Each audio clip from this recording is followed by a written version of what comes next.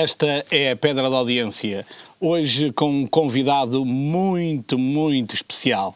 Alguém que se confunde com a extinta Rádio Marconi, mas o perfil, o trabalho, o trajeto de vida e profissional não foi só Rádio Marconi, mas é por aí que vamos começar.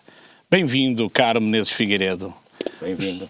O senhor ainda fala com saudade dos tempos da Marconi. Falo, porque foi a minha vida, porque eu cheguei lá com 16 anos, depois de fazer o curso comercial, e foi depois de ser submetido a um curso de telegrafista, não era telegrafista, e por consequência, depois disso, foi de facto uma maravilha. E tive a oportunidade de ver de perto a evolução do maravilhoso mundo das telecomunicações. Estamos a dizer que entrou para a Rádio Marconi em 1944. 44, talvez. 1944, que é para os telespectadores aí em casa começarem a ver, porque vamos falar um bocadinho da história da Marconi. É evidente. E de facto,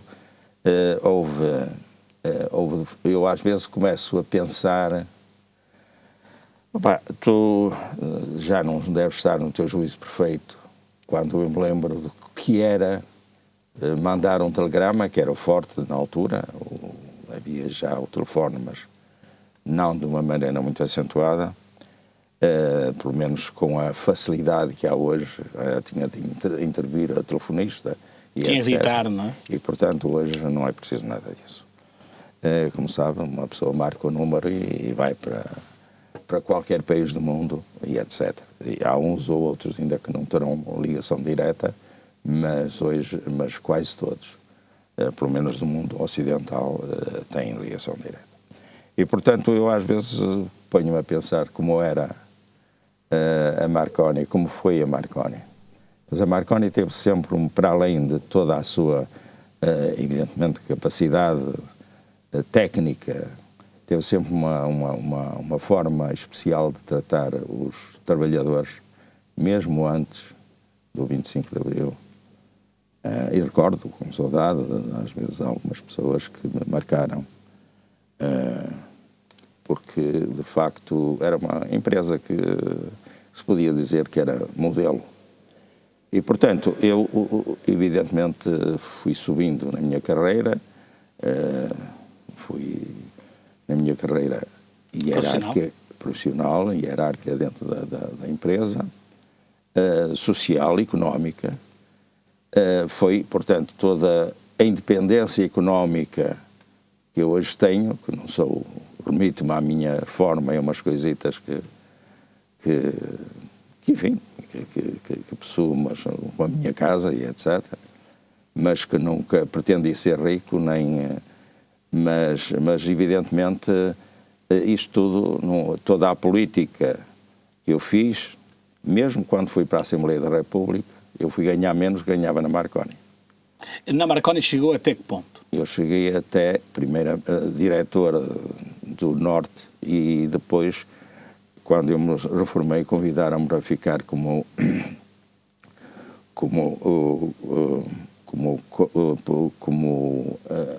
editor, portanto, ser o responsável a norte de Mondego do grupo Marconi, que era um grupo bastante possante, com bastantes empresas de várias ordens. Exato. E, portanto, eu fiquei ainda durante mais 3 anos, como consultor. Consultor. Era o nome exato. E, portanto, depois disso,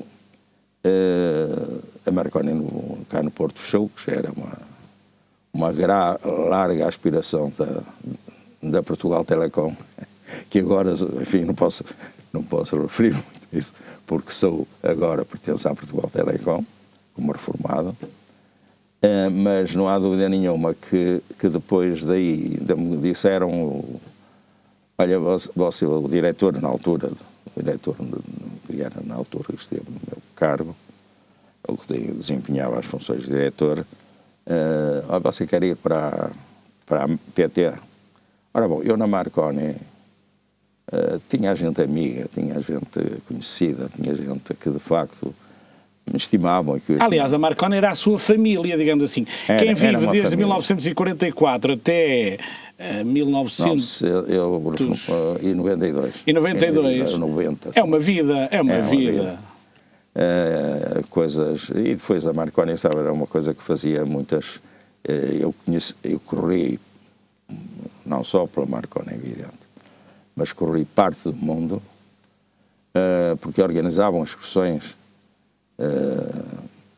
Eu fui à Tailândia, por exemplo, num conjunto de pessoas que a própria Marconi utilizava e, portanto, não era a Marconi verdadeiramente, era o grupo de pessoal que tínhamos. Os quadros da empresa. Que na realidade, e portanto, essa mesmo fora da empresa, essa ligação, eu ainda todos os anos, este ano não fui porque estava um bocado complicado, um bocado de saúde, por causa mas vou a Lisboa e às vezes aqui no Porto também, mas aqui no Porto éramos muito poucos, já somos muito poucos hoje.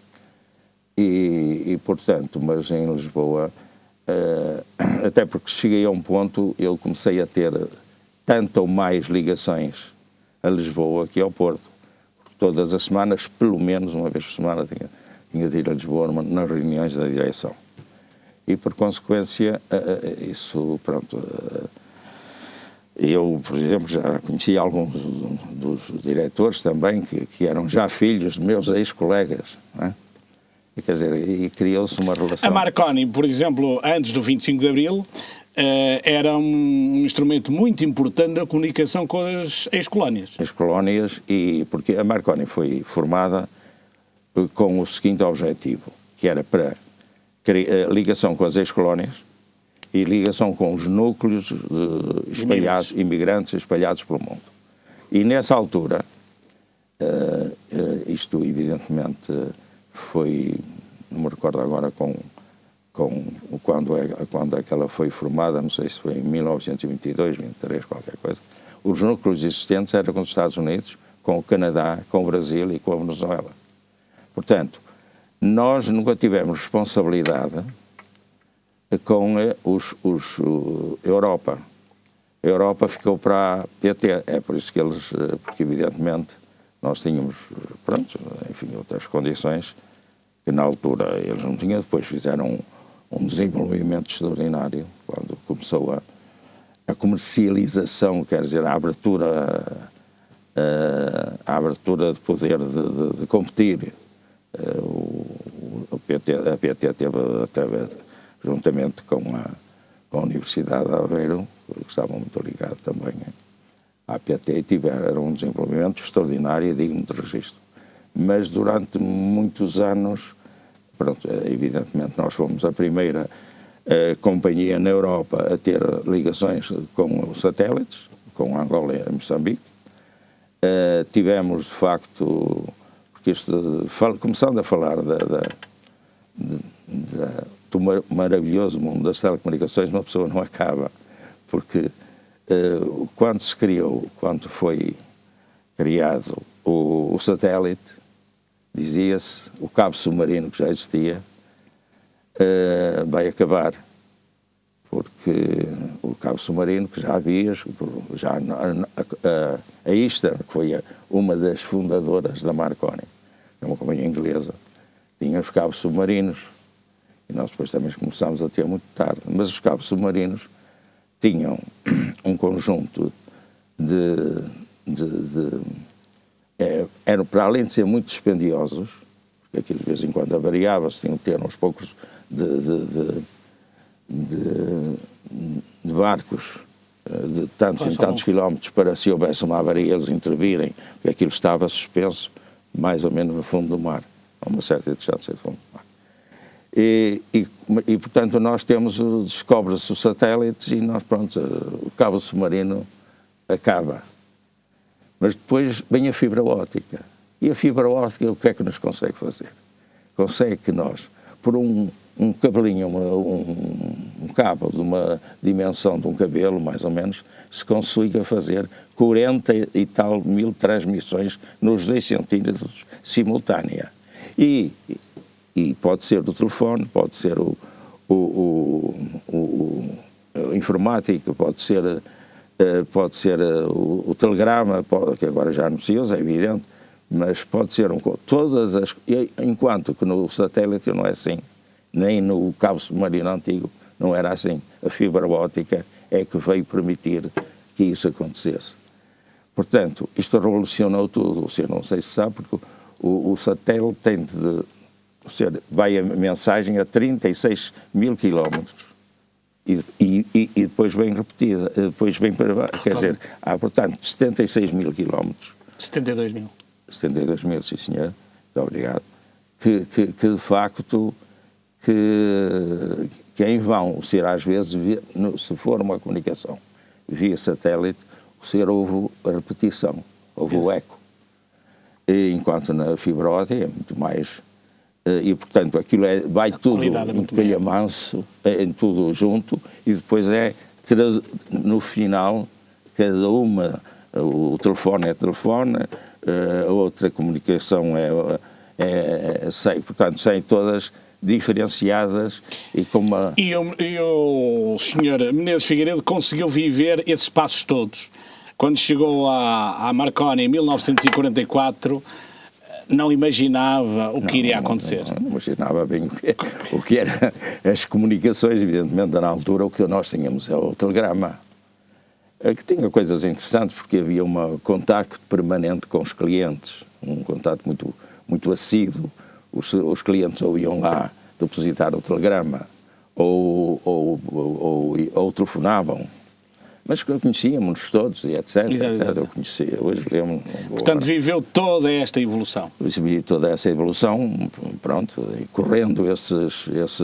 Tem assim alguma peripécia mais significativa que tenha acontecido ao longo destes anos de vida na Marconi, que gostasse aqui hoje de reportar? Há um que eu nunca mais me vai esquecer, porque de facto é uma questão do humanismo, de nós estarmos a ter a consciência que fazíamos, que serenávamos as pessoas. Foi quando foi a tomada da Índia portuguesa, Goa, da Mãe Deu, em que aqui o nosso primeiro-ministro da altura, o senhor primeiro-ministro Salazar, dizia: as nossas tropas continuam a bater-se heroicamente. E quer dizer, eles tinham-se rendido à primeira coisa, porque quer dizer, a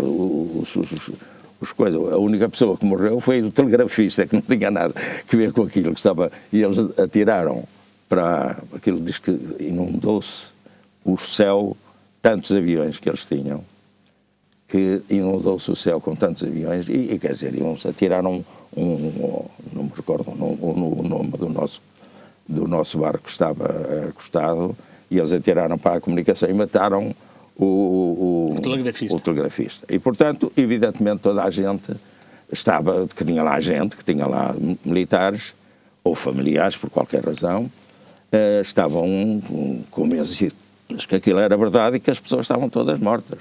Estão todos a combater até a última coisa. Bom, evidentemente nem podiam, porque eles não tinham o Vassalo e Silva, que era o comandante à altura, por se ter rendido, depois não sei se sabe, foi castigado e expulso das Forças Armadas. Ele era da Marinha.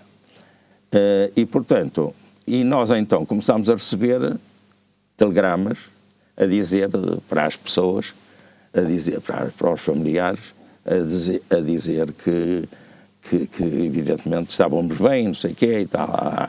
E nós então, nós só distribuíamos os telegramas no Porto. O resto mandámos para os Correios. E eles é que depois faziam outros. Mas nós, na ânsia de atingirmos as pessoas, a dar as boas notícias, tentávamos saber o número de telefone, porque às vezes o nome não bem completo, etc, etc. E quer dizer, tivemos tanta satisfação das pessoas e tanto carinho das pessoas que nos agradeceram de tal forma, porque evidentemente eles estavam todos convencidos que as pessoas ou estavam presas ou estavam estavam mortas, porque nenhum, recordo-me que havia lá um senhor, que já faleceu, que era o diretor do jornal, um jornal que havia à tarde, não sei se era à tarde, um jornal que havia à tarde, já há muitos anos, não é do seu tempo, e que era um tipo enfim, toda a situação, e etc. e tal. E ele chegou lá e eu disse, enfim, para mandar um telegrama para saber e tal, e dizia, eu estou muito preocupado, era um sobrinho que ele tinha lá, porque ele é um gajo que não se rende, ele é um português valente. No passado dia saiu o telegrama também a dizer que, pronto, enfim, que tinha-se rendido. Foi. Muito bem. Portanto, isso foi uma das coisas que me entusiasmou, embora houvesse sempre estas comunicações de boas notícias e de más notícias e etc. Na altura, que agora é tudo direto. Pois, mas na altura era um mundo. Era um mundo. Muito bem. Paralelamente não. Esta foi a sua vida desde 1944 até aos anos 90.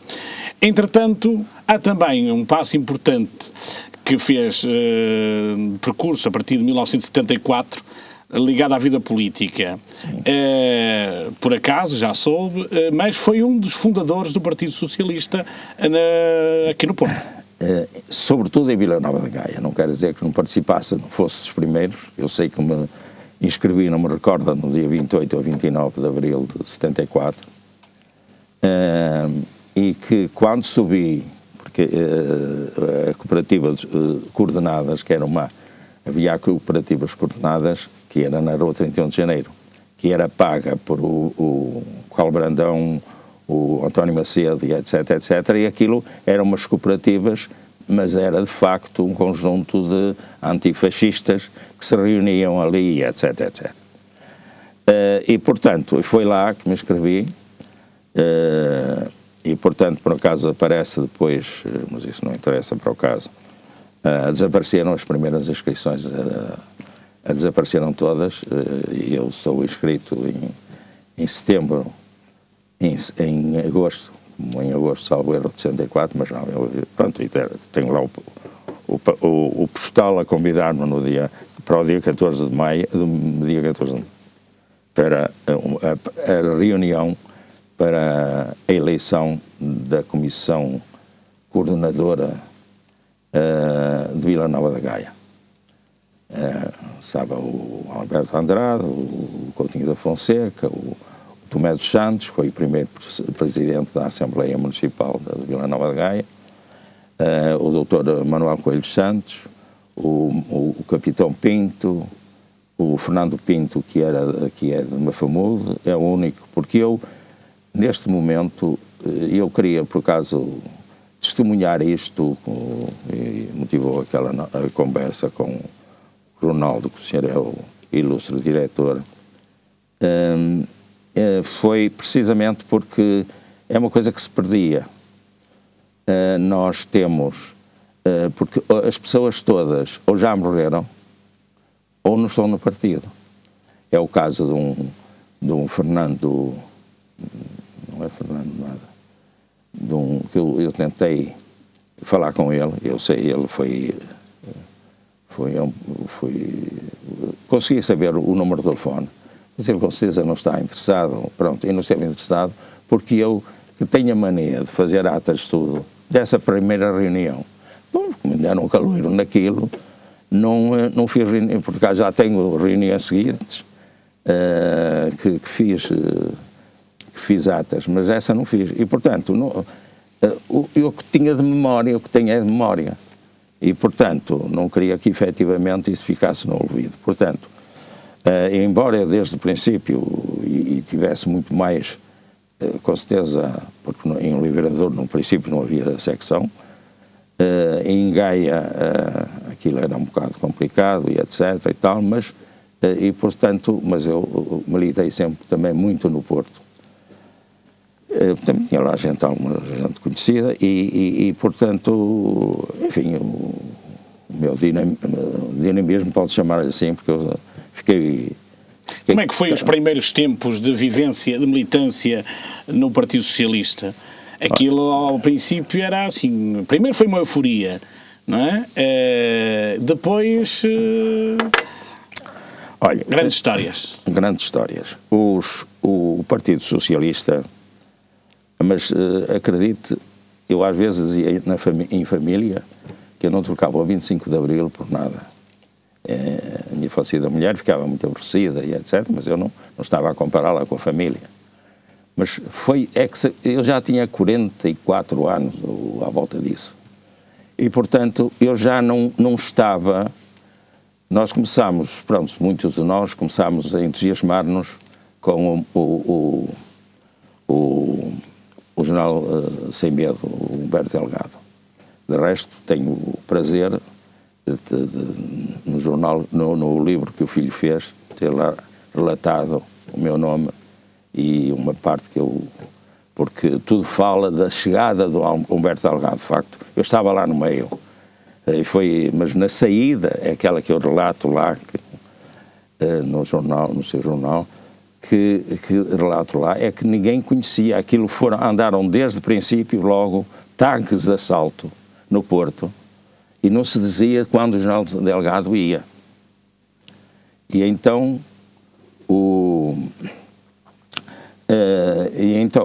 começa-se a saber que ele estava no hotel ali na Praça Filipe de Lencastre, no hotel... Infante Sacres. E, portanto, ele começa a ver, mas ninguém tinham posto aquelas coisas de separadores, e ninguém passava para ali para... Evidentemente, nós estávamos na Marconi, ninguém nos podia tirar dali, e nós assistimos a tudo.